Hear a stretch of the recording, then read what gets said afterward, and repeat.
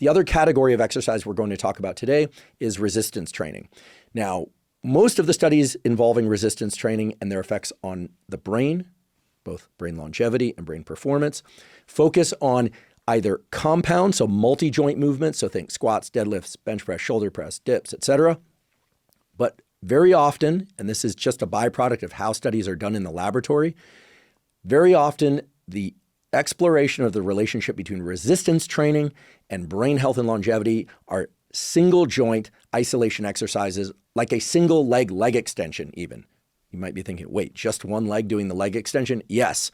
The reason for that, and I spoke to some of the scientists that do this sort of work, is that when they have subjects do a, say, seated single leg extension as the form of resistance training, I know I and some of you are probably chuckling like, really? Of all the things you could select to see if it impacts brain health, you're going to have people kick up one knee? Yep, you do that. Why? Well, most people can do that type of movement. It doesn't take any training, or it just takes a little bit of direction as to how to do it. So it can be done reasonably safely by many people, including people that are non-athletes, often older than 65 years old. Not that there aren't some very fit 65-year-olds, but just people who are older than 65 but don't have a lot of athletic background can sit down in a chair, put the pin at the appropriate weight, and move their knee, or rather elevate their foot while seated in a chair, so-called single leg extension. And also it gives the benefit of the opposite leg within subject control for comparison in terms of strength increases. Okay, so set aside any kind of, like eye rolls or chuckles that you might have about single leg extensions as the total form of